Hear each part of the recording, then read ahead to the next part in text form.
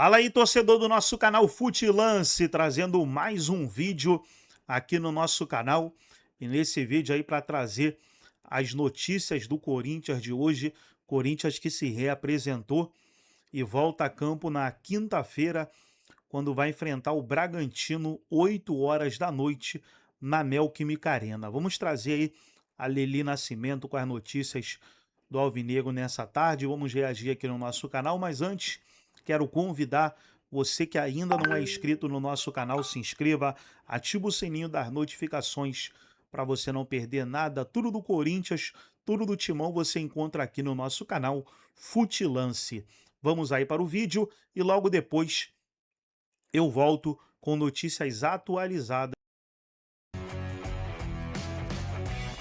Fala, Gláucia, beijo pra você, aos amigos do estúdio, ao fã de esportes. Digamos assim, não é terra arrasada, né? Até porque o Corinthians vem de 2 títulos em 2 meses, pela performance do Corinthians nesse clássico também. Mas é claro que perder um derby nunca é bom, então os torcedores ficaram bravos, digamos assim, né? Os torcedores ficaram bravos, não vaiaram o time em nenhum momento. Ontem na zona mista, o Raniel e o Mateuzinho falaram, né, sobre como é ruim perder um clássico, da forma que foi, o Corinthians tentando buscar o resultado, o Corinthians sendo superior a maior parte do tempo, mas não conseguiu o principal, né, que é o gol para conseguir a vitória. Inclusive, aquela cobrança de pênalti do Memphis poderia ter mudado totalmente o roteiro do jogo. É claro que teve aquele detalhe do Andreas Pereira, né? E se a gente for reparar, o Andreas Pereira ainda não tinha certeza de quem iria bater, mas o batedor de pênaltis do Corinthians é o Yuri Alberto. Mas mesmo sendo o Yuri ou o Memphis, os dois são destros, então o pé de apoio ficaria ali no mesmo lugar, ele cavou ali no lugar certo, já imaginando que um dos dois poderia bater, acabou sendo o Memphis, que é nitidamente que o pé dele de apoio escorrega bem no lugar em que o Andreas Pereira mexeu. E aí, é claro que o Dorival lamentou, né, essa derrota jogando em casa, até porque nos clássicos nessa temporada o Corinthians ainda não ganhou nenhum. Empatou com o Santos, empatou com o São Paulo e agora perdeu para o Palmeiras. Então vamos ouvir o que disse o técnico Dorival Júnior na coletiva de imprensa depois da partida, falando também sobre o Corinthians, que vem treinando cobranças de pênaltis, mas depois da fala dele eu mostro para vocês os números aí desde o ano passado. Vamos ouvir o Dorival. Falta de treino não é, falta de disposição também não. Organização ofensiva nós apresentamos, tanto é que as chances são criadas. Definição foge um pouco ao contexto de quem orienta. É um capricho final, um detalhe, é um movimento, é uma antecipação, enfim, uma finta no adversário. Isso tudo compete ao momento das jogadas. E isso é natural, que passa muito pelo equilíbrio do atleta dentro de campo. Eu prometi, então eu vou falar, tá? Então, desde o ano passado, 11 cobranças de pênaltis, 6 perdidas, 5 que foram feitas. Dessas 6 perdidas, 3 foi o principal batedor, né? O Yuri Alberto. Ele desperdiçou 3 cobranças, uma do Romero, que já não está mais no clube, e 2 do Memphis. A primeira do Memphis foi contra o Mirassol, né? Ele foi cobrar pênalti ali, tentou dar uma cavadinha no Walter e não deu certo. E agora no clássico contra o Palmeiras, então é claro que o Corinthians precisa treinar ainda mais cobranças de pênaltis, porque agora o estadual vai se encaminhando aí para o tal do mata, né? E na final, mata-mata. Acontece que o Corinthians não venceu o Palmeiras. O que isso traz de resultado?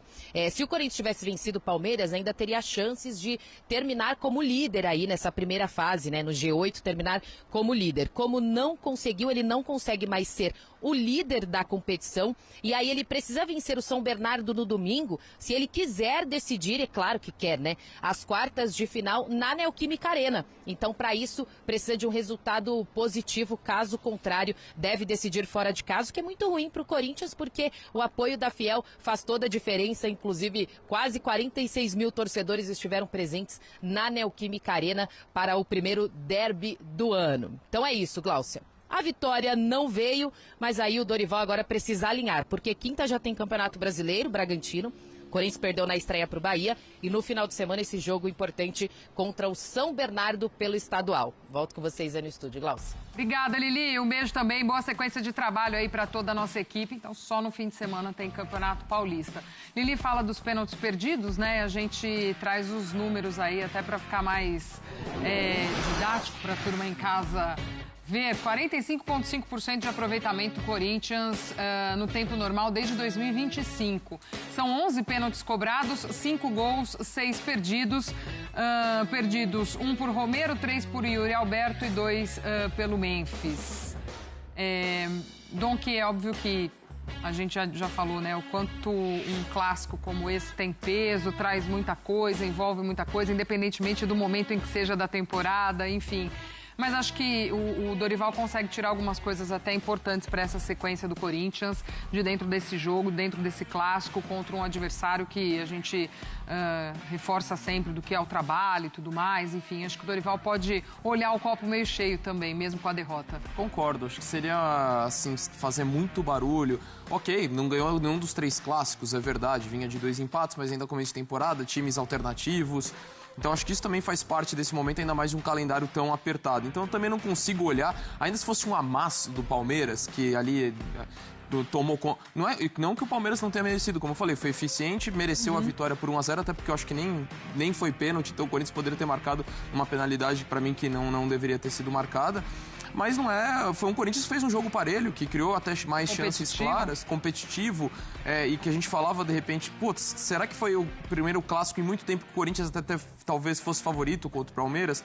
E acho que teve esse jogo parelho. Então, também não consigo ver nada preocupante, ainda mais de um time que há uma semana vencia o Flamengo e era campeão da Supercopa. Então, acho que tudo é um resultado que poderia acontecer, também de um Palmeiras extremamente forte. E acho que algo dentro da normalidade não tão preocupante. O que é preocupante é esse número de erros nas cobranças de pênaltis. Acho que isso precisa ser trabalhado, porque não dá para você perder mais da metade das cobranças que você teve. Embora de ontem, para mim, ela totalmente atribuída à atitude do Andrés Pereira, que eu sou muito crítico. Eu não acho que é legal isso, soa como uma malandragem boa. Não é. E aqui não quero ficar também usando a figura do Andrés Pereira, porque é algo normalizado. Quantas vezes a gente não vê os jogadores em volta para impedir que o adversário faça isso. E aqui não estou falando só do Brasil, não. É no mundo todo, acontece com certa frequência, mas para mim não dá para você enaltecer esse tipo de gesto. Para mim é uma atitude antidesportiva que já está naturalizada no futebol, e aí teve uma sucessão de erros. Primeiro, a atitude que eu já discordo, mas sem individualizar o Andrés Pereira, porque já está normalizado. Segundo, porque ninguém do Corinthians foi ali para defender aquele espaço justamente para não acontecer isso. E também um erro da arbitragem, que deveria estar atento a esse tipo de situação. Então teve todas essas questões que permitiram o erro do pênalti, mas de ontem acho que eu passo o pano pro Memphis em relação a isso, mas não dá para você perder, como a Lili trouxe, 6 de 11 pênaltis. Valdir, eu vi um pouco do jogo também, confesso a você, a gente estava de olho aqui nos jogos do Carioca, né? Então não deu para ver tudo, mas foi um belo jogo, bem eu vi, né? Também, fiquei zapeando, vendo o Fluminense e Maricá e o jogo do São Corinthians e Palmeiras do Campeonato Paulista. Vamos por etapas. Primeiro, eu admiro muito o Flaco Lopes e o Yuri Alberto. Eu acho o Yuri Alberto hoje o melhor 9 do futebol brasileiro, superior até o Pedro. Só que ele teve uma atitude há um ano atrás. Não mexa com a instituição, sacaneia o teu adversário, mas não mexa com a instituição. Ele fez isso com a bandeirinha do Corinthians, do Palmeiras lá. Aí teve a forra. Tá errado o Flaco Lopes, mas é a lei do retorno, amigo. Quem bate, esquece.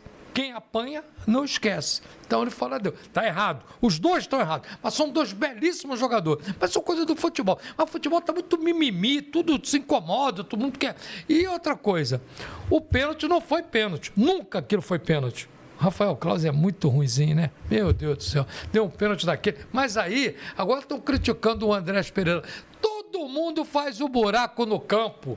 Isso aí é a malandragem saudável do futebol. Quem jogou pelada na rua, como eu, arrumou o dedão do pé, jogou pelada na rua, sabe que, todo mundo faz isso. Não vamos criticar o Andrés Pereira, não. Só porque foi o Memphis que perdeu o pênalti, ele perdeu porque escorregou. Mas aquilo ali todo mundo faz. Todo mundo faz. Até em pelada de rua, nego faz isso. Faz o buraco, tudo que pela, nego faz. Então, Palmas para o Andrés Pereira, porque eu acho que quando a coisa é saudável, sem atacar a instituição, porque eu preservo as instituições são sagradas. Corinthians, um time centenário, Palmeiras, tenho a maior admiração pela Leila Pereira, sou fã de carteirinha dela, queria que ela viesse para o Botafogo em vez do John Texton. Mas ela não vai ficar lá. Então, eu tenho o maior respeito por todos os clubes, mas esse negócio de, mas ele fez o buraco, fez o buraco porque, o Cláudio que tinha que proibir, e não ele. E o Memphis bateu mal, bateu mal o pênalti.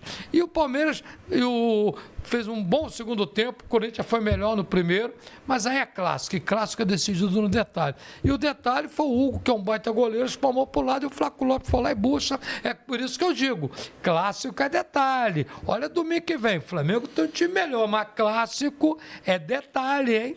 É detalhe. E o Palmeiras tem um grande time, o Palmeiras, na minha opinião. Chegando Arias para desespero de muito tricolor. A torcida do Fluminense xingou o ex-presidente Mário Bittencourt ontem no Maracanã. Por que isso? O Fluminense não teve cacife para contratar o Arias, não teve dinheiro. E o Palmeiras foi e teve. Agora estão criticando o Arias? Não, ele é profissional. Ele queria voltar para o Brasil, que é o único caminho para ele ir para a Copa do Mundo, jogando para a seleção do seu país. Ele é colombiano e quis vir para o Palmeiras. Qual o problema? Agora estão xingando o ex-presidente do Fluminense. O futebol está com muito mimimi, Edilson. Muito mimimi. Isso aí me incomoda, cara. Eu sou a moda antiga. Eu gosto do futebol raiz. Entendeu? A revolta é justamente por conta de ter sido um jogador que, podemos dizer, caminhava para ser um ídolo, uma excepcional passagem aqui no Fluminense. Foi. A entrevista coletiva dele dizendo que quando retornasse ao Brasil, ou se é que retornaria, ele voltaria a jogar somente no Fluminense. E o presidente justificou na época que estava vendendo por isso, né?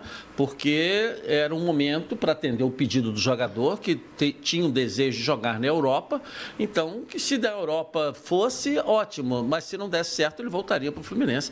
E anunciou também que o Fluminense teria 10%, e que não é verdade. Não é verdade. Isso para mim é uma novidade. Dos direitos econômicos, né? É 10% de direito de participação. E o jogador não teve a participação, então o Fluminense acaba tendo um valor irrisório. Tem um valor irrisório porque ele não é o clube formador, né? O Fluminense até bem pouco tempo recebeu, o Botafogo estava devendo o Fluminense do Luiz Henrique, abateu na situação do Savarino, porque o Fluminense como clube formador, e o Fluminense, a gente tem que destacar isso com muita ênfase, é o clube que, se você fizer uma análise aí, Edilson, o Gerson, o Fluminense recebeu agora do Gerson, é o clube que mais recebeu dinheiro por ser clube formador, sabia? Nos últimos tempos. As transferências do Gerson, do Luiz Henrique, vai para cá, o Fluminense. Ele é o formador. Isso aí é uma coisa bem legal, né? O clube formador ser ressarcido, né? Eu acho bem legal. Isso aí é uma coisa que quem fez essa lei, tem muita lei ruim, mas essa foi muito bem feita. Então tá aí, pessoal, foi o vídeo onde os comentaristas debateram aí a partida entre Corinthians e Palmeiras. Agora o Corinthians volta a campo na quinta-feira, quando vai receber o Bragantino. Agora, para agregar no vídeo e deixar você 100% atualizado, deixa eu trazer aqui notícias do Corinthians. Tá aí na matéria: Corinthians detalha a venda de ingressos para enfrentar o RB Bragantino no Brasileirão. Então tá aí, na próxima quinta-feira, dia 12, às 8 horas de Brasília, tem Corinthians e Red Bull Bragantino, no caso, né? Na Neoquímica Arena. E ali já está vendendo ingresso para quem é fiel torcedor. Tá ali os valores, vai de 80 a 320. Então você que é sócio, você já pode adquirir o ingresso para essa partida de quinta-feira contra o Bragantino, terceira rodada do Brasileiro. Gostou do vídeo? Deixa o like, se inscreva no canal, ativa o sininho das notificações. Forte abraço a todos e até o nosso próximo vídeo aqui no nosso canal Futilance.